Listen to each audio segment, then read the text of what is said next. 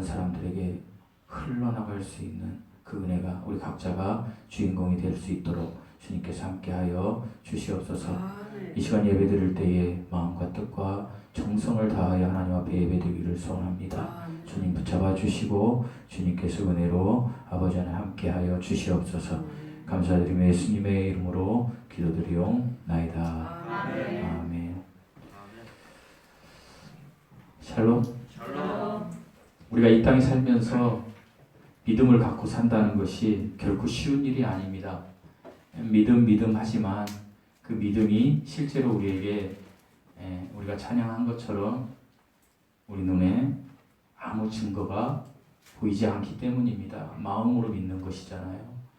그렇지만 하나님께서는 이 믿음이 무엇보다도 중요하시다고 하시면서 요한복음에서는 특별히 이 땅에서 우리가 가질 소망에 대한 이야기보다는 하늘의 소망에 대한 이야기들을 많이 하시는 거예요. 그래서 육적인 것보다는 영적인 이야기를 많이 하신 것이고 그 영적인 것이 궁극적인 것이다 라는 말씀을 하십니다. 그래서 하나님께서는 이 땅에서 우리가 그토록 바라는 지금 요한복음 5장과 6장 이런 데서 일어나는 표적과 기사에 대해서 이것은 영적인 것을 안내하기 위한 안내판에 불과하다라는 것을 우리에게 지금 계속 말씀해 주시고 있고요. 그 영적인 주인공은 바로 예수 그리스도이시며 그 예수 그리스도를 보내신 분이 성부 하나님이시고 그 성부 하나님의 이름을 성부 하나님의 뜻을 그대로 받아서 이 땅에 오신 분이 성자 하나님 곧 우리가 부르는 예수님이다라고 이야기하시는 거예요. 그래서 우리는 이 세상에 살면서 우리의 뜻대로 우리의 생각대로 안 되어지는 것들이 많아요. 우리 전도사님이 방금 기도하신 것처럼 우리에게 가장 소중한 것을 아무 연고 없이 하나님이 뺏어갈 수도 있어요. 그러면 어떤 사람들은 대다수의 사람들은 하나님을 원망하기도 하고요. 하나님이 아니 계신 것처럼 이야기도 해요. 설교 시간에 이 가슴 아픈 이야기를 하면 안 되지만 저와 여러분이 좀 도전받고자 제가 좀 이야기 하나를 소개해드리고자 합니다. 설교 서두에 2019년에 아주 아름다운 아기가 태어났어요. 이 부모는요, 결혼한 지 3년 동안 아기를 갖기 위해서 모진 애를 썼는데 아기가 없었어요. 그리고 의사는 아기를 낳을 수 없는 당신은 불임입니다. 이렇게 얘기를 했던 거예요. 그럼에도 불구하고 아기가 태어났어요. 이 아기가 너무 소중하고 이쁘게 우리 하나님의 음성인 하음이가 지금 저기 와 있는데 제가 광고 시간에 이야기하겠지만 그 부분은 어쨌든 저렇게 하음이처럼 예쁜 아기가 태어나서 그 아기가 이제 부모님의 사랑을 받으면서 자라게 되었어요. 그리고 이 아기가 축복 속에 태어나서 자란 지 1년 후에 이 가정에 이제 풍랑이 불어오기 시작했어요. 어떤 풍랑이냐면 이 아기의 엄마가 급성 폐암에 걸린 거예요. 그래서 이제 암치료를 하게 됐어요. 암치료를 하면서 그 아기를 잘 양육하기 위해서 제가 유튜브에 보니까 그 엄마가 너무 밝고 아름다워요. 뭐 외모가 아름답다는 게 아니에요. 그냥 너무 아기를 향한 그 엄마의 제가 동영상을 그걸 50번을 봤는데 너무 막 그 사랑이 느껴지는 거예요. 그리고 나서 1년 이 경과한 시점에 이 엄마가 아기에게 좋은 추억들을 쌓아주려고 이제 키즈 카페를 데리고 아기를 데리고 가서 마음껏 놀아주고 그 동영상을 보니까 아기가 마음껏 놀아요. 이 아기의 언론을 보신 분들이 있을 수 있겠는데 이렇게 나오거든요. 그 아기의 별명이 에너자이저래요. 키즈 카페에서 얼마나 이 아이가 건강하게 지치지 않고 노는지 다른 아이들보다 더 기쁘게 더 건강하게 놀았던 아이예요. 그런데 이 아이가 이제 다 놀고 나서 목욕을 하러 갔다가 어떻게 사고가 나게 됐어요. 엄마가 잠시 한눈을 판 사이에 이 아이가 불 속에 빠져버린 거예요. 탕 속에. 그래서 이 아이가 뇌를 손상을 입게 됩니다. 뇌를 손상을 입게 돼서 이제 3년 전이죠. 이 아이가 이제 뇌 손상을 입고 코에다가 그 음식 주입기를 넣고 이 아이가 있는 상황이에요. 엄마가 이제 이 아이를, 엄마도 암투병을 하고 있었대. 이 아이를 케어하고 있었어요. 그랬는데 올 초에 이 엄마가 하나님의 부르심을 받습니다. 엄마가 죽은 거예요. 하늘나라 간 거예요. 이제 이 아기는 계속해서 살다가 지난 10월 28일 날 얼마 안 됐어요.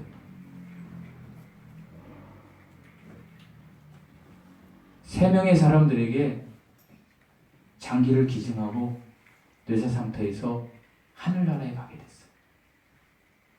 여러분, 이 이야기를 들으면 혹자는 이런 이야기를 할 수 있어요. 하나님은 어디 계신가? 어쩌면 우리들도 이 세상에 벌어지는 일, 이런 일, 어떻게 이 아이한테 이런 일이 있을 수 있어? 고작 그 몇 년 살으려고 이 아이가 태어났다는 거야? 그리고 그 사는 과정 속에서 전부인 엄마를 뺏어가 버리고 하나님이 있다라고 우리가 이야기할 수 있겠어라고 일반적으로 우리는 생각할 수 있어요. 이것이 이 세상에서 벌어지는 일이에요. 사람의 생각으로는 이해할 수 없는 일들이 너무나 많이 벌어진다는 거예요. 그런데 우리 하나님께서는 너희 사람으로서는 이해할 수 없는 일들을 하나님의 방식으로는 이해할 수 있다라고 우리에게 전해준 책이 있어요. 그것이 성경이에요. 그리고 이 성경은 우리가 이 땅에서 지구에서 고작 100년이든 아니면 소율이처럼, 이 아이의 이름이 전소율이에요. 소율이처럼 5년을 살든지 그것이 중요하지 않다라는 이야기를 하는 거예요. 무엇이 중요하다?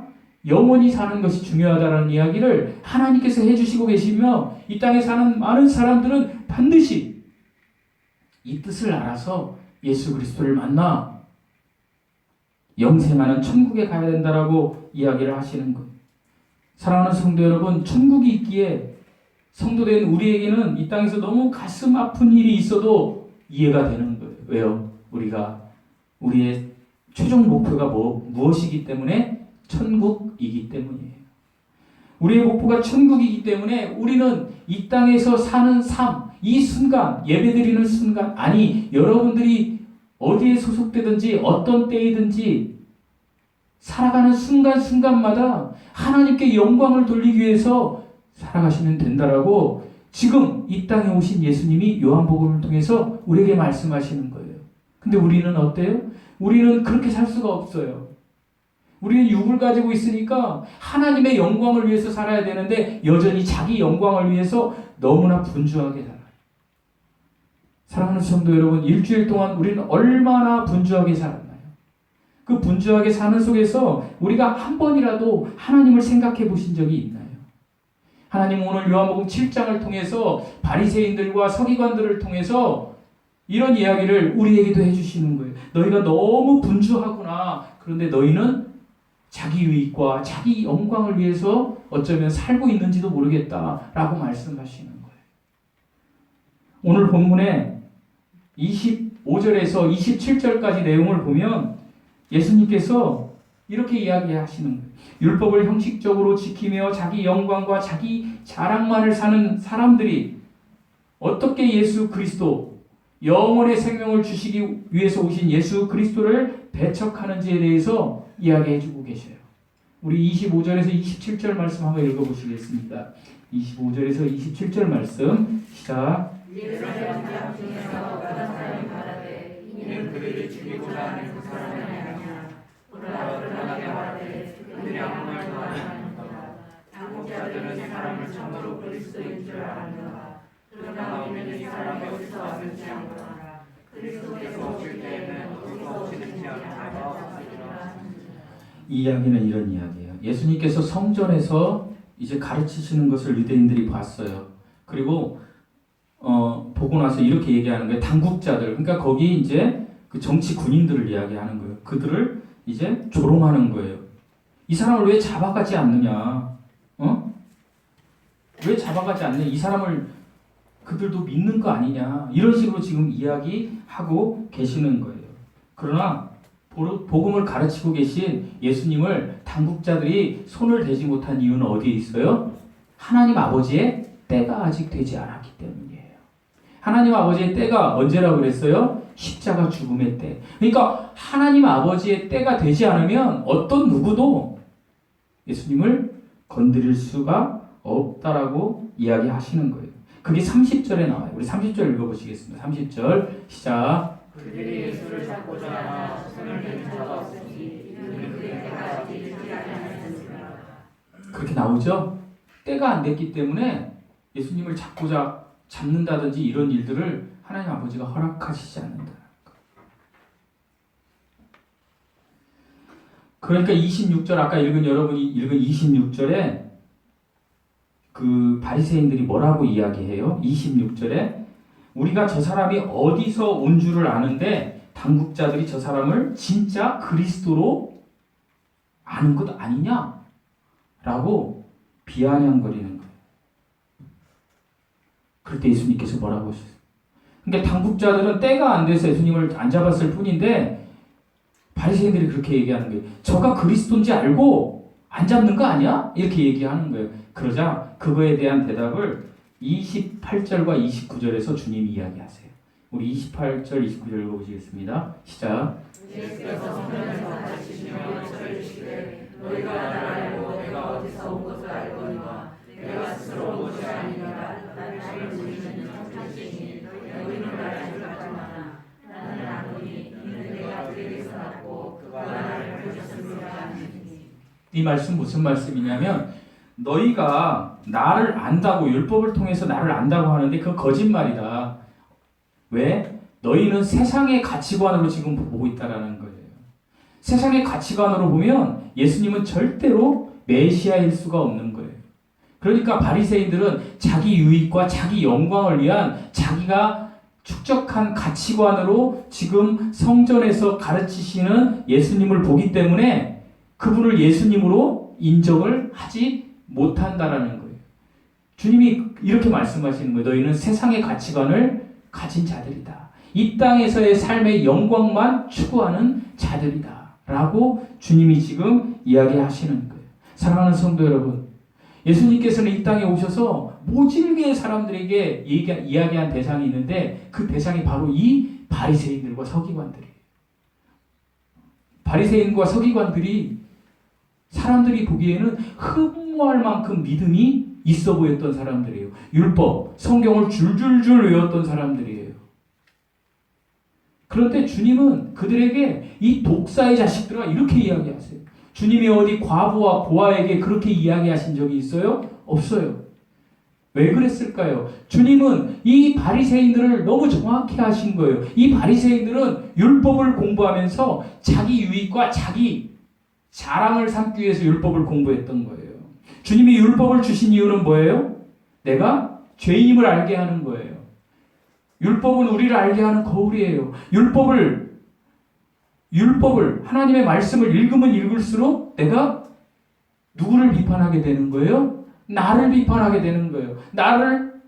나에 대한 죄에 대한 정죄를 하게 되는 거예요. 내가 하나님께로 돌아가려는 애통함이 생기는 거예요. 그런데 이 바리새인들은 어떻게 했어요? 율법을 줄줄줄 외우고 우리 중에도 그런 사람 있잖아요. 성경을 줄줄줄 외워요. 그런데 그의 삶은 애통함이 없어요. 애통함이 없을 뿐더러 그리고 그의 입술은 뭐예요? 남을 정죄하는 곳에만 사용한다라는 거예요. 그런 사람들이 바리새인이라는 거예요. 여러분, 우리가 하나님이 주신 율법을 우리가 받아들였으면 우리 속에서 무엇이 있어야 돼요? 내 죄에 대한 민감함이 있어야 되는 거예요. 내 죄에 대한 돌이켜지려는 마음이 있어야 되는 거예요. 그런 마음이 없는 자들, 이런 자들이 바리새인이고 믿지 않는 자들이고 독사의 자식이라고 이야기하는 거예요.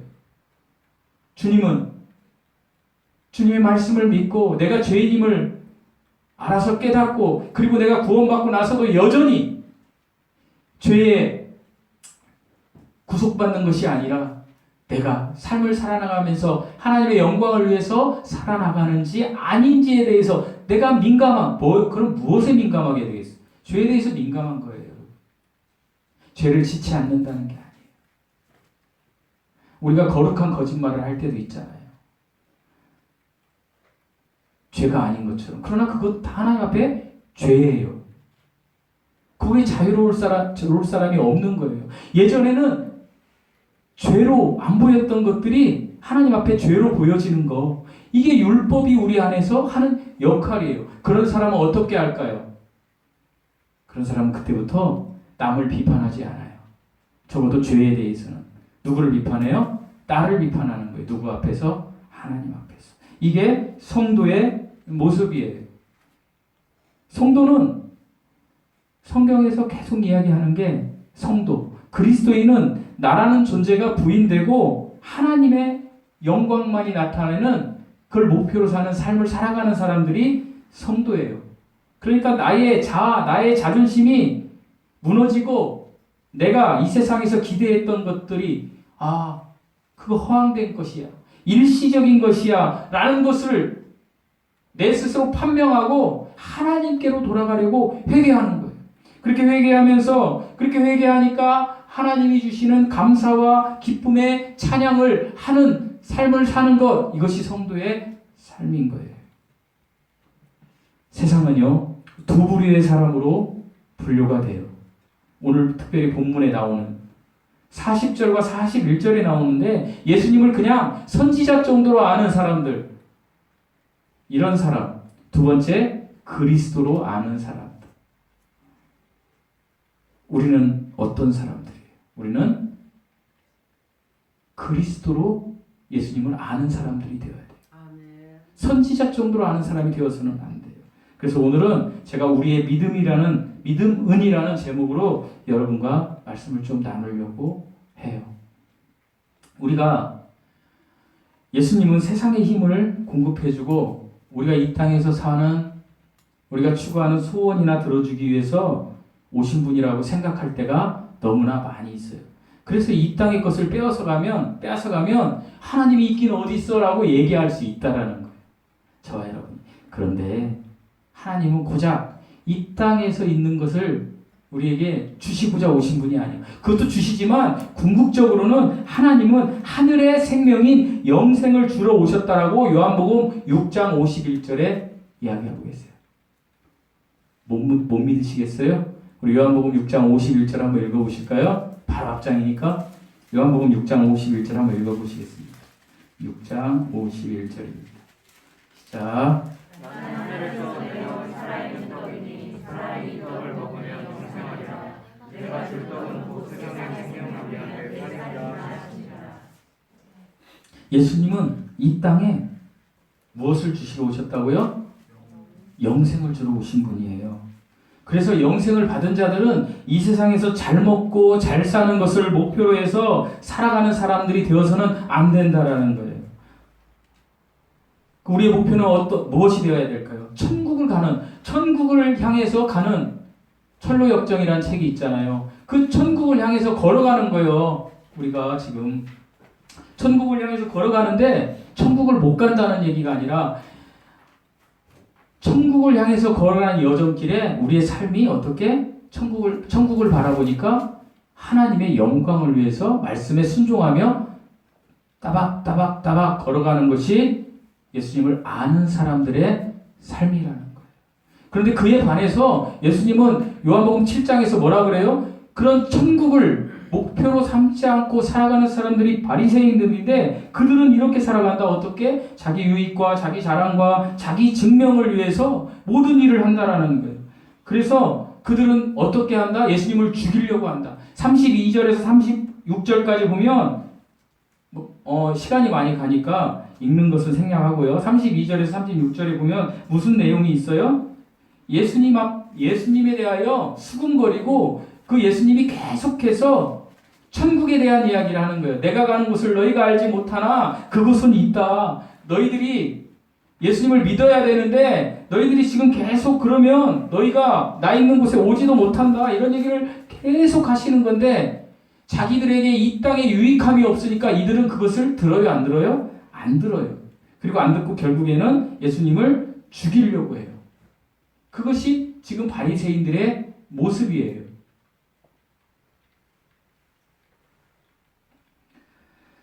그럴 때 그 사람들과 그리고 오늘날 이 땅을 살아가는 우리들에게 예수님은 이런 말씀을 하세요. 뭐 말을 해도 말귀를 못 알아듣는 거죠. 지금 천국 얘기를 하니까 우리가 되게 보면 이 요한복음에 있는 뭐 기적들을 이 땅에서 내가 뭐 기적 일어나는 것처럼 설교 들을 때가 많이 있는데 절대 주님은 그것을 이야기하시는 게 아니에요. 지금 영생을 이야기하고 계신 거예요. 그래서 요한복음 7장의 요절이라고 할 수 있는 37절에서 주님이 딱 선언하세요. 뭐라고 선언하는지 한번 읽어보시겠습니다. 37절 시작. 명절 끝날 곧 그날에 예수께서 서서 외쳐이르시되 누구든지 목마른 자들에게 일어나서 뭐라고요? 이제 명절 끝나는 날이에요. 그러니까 초막절 마지막 날, 초막절 8일째 되는 날 예수님께서 뭐라고? 누구든지 목마르거든 내게로 와서 마시라. 사랑하는 성도 여러분, 우리가 이 세상에서 열심히 쏟아서 얻는 물은요 일시적인 물이에요. 그래서 그것은 곧 말라버려요. 여러분 뭐 물질이 있으면 좋죠. 그 물질이 다일 것 같죠. 그러나 그 물질은 어때요? 없어지게 돼 있어요. 이 세상의 것은 곧 말라버릴 것들이에요. 우리의 어떤 노력이나 열심으로 쌓아온 것들, 그런 것들 다 허무하게 끝날 수 있어요. 무엇 앞에? 죽음 앞에.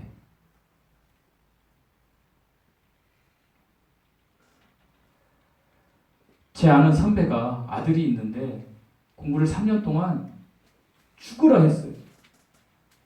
2개월 전에 저한테 전화가 왔어요. 제가 뭐 기도도 안 했는데 기도해 준 줄 알고 기도해달라고 했었거든요. 기도는 안 해줬어요. 생각이 안 나서. 우리 교회 쌀도 사오고 그랬었잖아요. 쌀도 막 사오고 그랬어요. 교회는 안 다녀요. 절대 교회는 안 다니는데 그 형수님도 성격이 좋아서 제가 대학 다닐 때 너무 예수님을 잘 믿었다고 그러니까 예수님을 제가 볼 때 잘 믿은 게 아니라 교회를 잘 다닌 거야. 근데 지금 남편 우리 선배를 만나서 예수님을 안 믿어. 예수님을 안 믿은 게 아니라 안 믿는 게 아니라 교회를 안 다니는 거죠. 그래서 내가 그 형수님이 너무 괜찮아서 성격이 너무 좋아서 그리고 그분에게는 봉사를 향한 그 엔돌핀이 있대요. 그래서 막 불우한 사람들을 막 돕고 다녀요. 지금도. 종교는 없어요. 현재. 근데 그분 방식대로 얘기하면 내가 교회를 오픈하니까 정기적으로 이렇게 쌀도 사오고 이렇게 사왔었어요. 그런 선배예요. 그러니까 덤으로 저한테 뭐라고 얘기해요? 우리 아들이 시험 공부를 하는데 기도 좀 해줘. 그 얘기를 했겠어요? 안 했겠어요? 해줘. 그분은 아마 만나는 모든 종교인들에게 할 거예요. 목사님을 만나면 목사님에게, 스님을 만나면 스님에게. 왜? 하나만 걸려라. 믿음이 없기 때문에. 믿음의 대상이 불분명하기 때문에. 저에게도 이야기를 했는데 제가 기도를 안 했어요. 왜? 일부러 안 한 게 아니라 잊어버린 거죠. 우리 교회 나왔으면 해줬을 텐데. 근데 이 선배가 저는 몇 달 전에, 2달 전인가? 합격했다는 거예요. 평택시청에. 축하해줘. 고마워. 기도 덕분인 것 같아. 그래서 내가 기도는 안 했지만 그래 형 축하해. 이렇게 얘기했어요. 근데 지난주에 전화통화를 했는데 우리 아들이 막 얘기하는데 월급이 너무 짜더라고. 공무원 월급이. 얘 이걸로 살 수나 있으려면 모르겠네. 이거 전화 왔어요. 제가 무슨 얘기를 하는 거냐면 이 세상에는 만족함이 없어요. 여러분. 공무원 취직하면 다 할 것 같죠? 아니에요. 월급이 작아. 뭐 대기업 취직하면 다 할 것 같죠? 그날만 기분 좋은 거야. 그날만. 막상 들어가 봐요. 사람 살 건 못 돼. 다 할 거야. 이 땅에서. 하나님은 이 땅에서 우리가 추구하는 것들은 말라버린다라는 거예요. 말라버린다라는 거. 그냥. 그래서 주님은 말라버리지 않는 생수, 그 영원한 생수인 예수 그리스도를 너희가 어떻게 해라? 마셔라. 그 이야기를 지금 하는 거예요. 사랑하는 성도 여러분, 우리의 삶은 예수님을 의지하는 삶만을 살아가야 돼요. 예수님의 은혜만을 의지해야 되는 거예요. 여러분. 예수님의 은혜만을 의지하는 우리의 삶의 표현이 뭐예요? 우리가 기도해야 돼요. 올바른 성도는 사막에서 갈증을 느끼듯 하나님을 찾고 구해야 되는 거예요, 여러분. 우리가 힘들다고 하는데 지금 우리가 기도하지 않는 것은 우리에게 목마름이 없다. 무엇이 없다? 목마름이 없다. 저는 여러분이 올바른 믿음을 가지고 있는 분이시라면 정말로 예수님을 향한 목마름이 지금 있어야 된다라는 거예요, 여러분.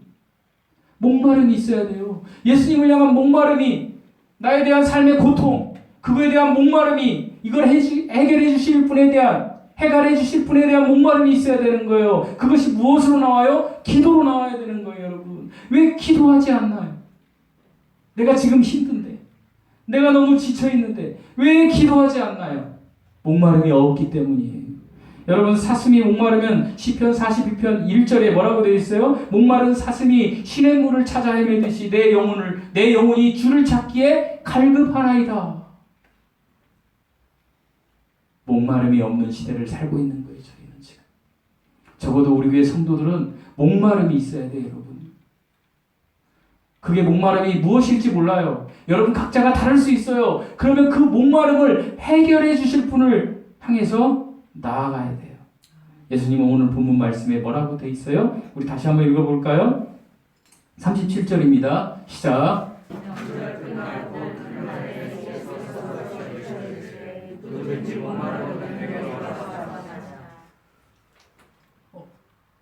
이 와서 마시는 사람 중에 예수님께서 특정한 사람 보고 와서 마시라고 하시나요? 누구든지 와서 마시라고 되죠. 그죠? 누구든지 막 와서 예수님은 마시라고 그래요. 마태복음 5장에서 예수님은 의에 줄이고 목마른 자는 배부를 것이요 라고 말씀하세요. 여러분, 우리는 목마름이 있는 인생이 되어야 돼요.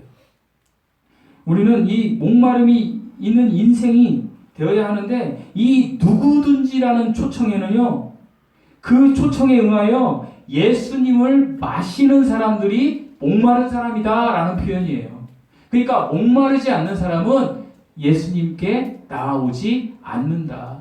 그들의 목마름은 어디로 나간다? 세상으로 나간다. 세상을 향한 목마름이에요. 그래서 세상의 힘에 나아가는 거예요. 그러나 우리는 결단코 그곳에 나아갈 필요가 없는 거예요. 왜요? 우주 만물을 창조하신 예수님께서 지금 와서 마시라고 저와 여러분에게 이야기하시기 때문에. 예수님은 십자가에서요, 목이 엄청나게 마르셨어요. 예수님의 목마름인 십자가 죽음 이후에, 부활 승리 이후에 우리의 목마름을 다 가져가신 목마름이었어요. 우리가 예수 그리스도를 믿는다라면 우리의 목마름은 해결된 거예요, 이미. 여러분. 그러나 우리가 여전히 이 땅에 사니까 우리가 목마른 거예요. 예수님은 해결하셨는데, 예수님은 우리의 목마름을 이미 해결하셨는데 우리가 목마른 거예요. 좀 어려운 이야기인가요? 우리가 여전히 목말라요. 그러면 그 해결하신 분한테 우리가 나아가면 되는 거예요. 아멘. 그럴 때 우리가 삶을 살아갈 때, 주님께서 내 목마름을 해결하셨구나. 무엇을 통해서? 성령을 통해서. 그러니까 지금 예수님을 따르는 무리들은 성령을 받지 않았기 때문에 이 목마름이 해결되지 않는 거예요. 그래서 주님은 계속 이야기하는 거예요. 목마름을 해결하려면 너희가 내게로 나와야 되는데 그것이 성령이라는 거예요. 38절 한번 읽어보시겠습니다. 38절 시작. 나를 믿는 자는 성령의 이름과 같이 그에게서 생수의 강물을 흘러나오리라 하시니. 이 목마름이 해결되려면 성령을 받아야 된다라고 이야기하시는 거예요. 이때까지는 성령이 아직 오시지 않았어요. 왜 오시지 않을까요? 이때 당시 예수님께서 하나님으로 그곳에 계셨기 때문에. 예수님께서는 부활하신 후에 오순절 다락방에 성령이 임했어요. 그러면 오늘을 사는 우리에겐 성령이 임해요, 안 임해요? 임해요. 저와 여러분이 무엇을 할 때 성령이 임해요? 예수 그리스도를 믿을 때 성령이 임하는 것입니다. 우리가 성령이 임하면 우리는 작은 예수가 되는 거예요. 그래서 우리에게 예수 그리스도가 부어져서 예수 그리스도의 십자가의 삶이 우리의 배에서 흘러나가게 되는 거예요. 생수로. 우리를 통하여 많은 사람들이 예수 그리스도를 믿는 사람이 되는 거예요.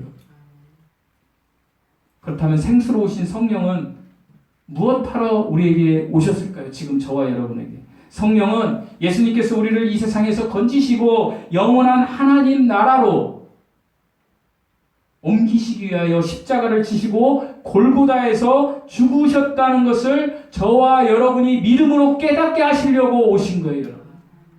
성령은 우리와 함께 하십니다. 언제요? 예수 그리스도를 믿을 때. 따라서 여러분이 지금 예수 그리스도를 정직하게 믿었다라면 여러분 안에는 지금 성령이 내주하시는 것입니다. 이 성령이 일하실 수 있도록 우리는 늘 깨어서 기도하고 이 성령께 간구해야 되는 거예요. 그럴 때 이 성령이 일하시면 우리의 목마름이 해결되는 거예요. 우리가 이해할 수 없는 이 땅의 일들이 이해가 되는 거예요. 이 삶을 살아가라고 주님은 이야기하시는 거예요. 이것이 나를 통해서 흘러나갈 때 성령 충만한 삶이라는 거예요. 이것이 우리의 믿음이 되어야 하는 거예요. 믿으십니까?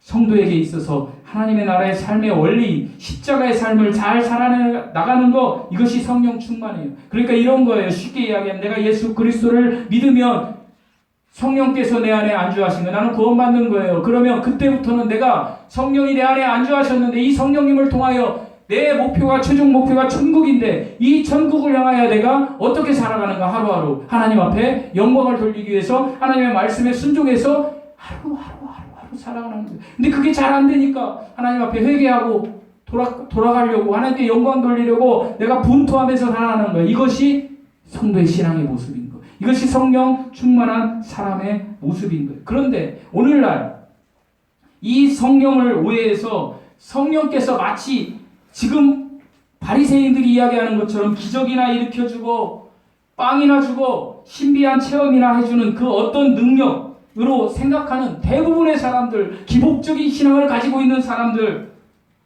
기적이나 신비가 자기의 삶에도 자기 유익을 위해서 일어나야 한다라고 소원하는 사람들, 이런 사람들을 향하여 주님은 너희가 누구와 같다? 바리새인과 같다라는 거예요. 여러분, 우리는 그런 걸 추구해서는 안 돼요. 왜요? 하나님의 말씀이 이미 다 기록되어 있기 때문에 우리는 하나님의 말씀에 순종하며 하루하루 하나님을 닮아가는 모습으로 살아가면 되는 것이지, 그 하나님의 말씀을 놔둔 채 꿈이나 보고 환상이나 보고 기적이나 보고 표적이나 보고 그것이 나에게 유익이 되면 하나님의 말씀이고 나에게 유익이 되지 않으면 하나님의 말씀이 아니라고 가르치는 것은 너희는 누구와 같다? 바리새인과 같다. 왜요? 그 네 속에 뭐가 있기 때문에? 네 유익이 있기 때문에. 주님이 그 말씀을 지금 하시는 거예요. 사랑하는 성도 여러분, 기복주의 신앙을 가진 사람들의 특징이 뭐가 있어요? 그 사람들의 특징은 대단히 열심이 있어요.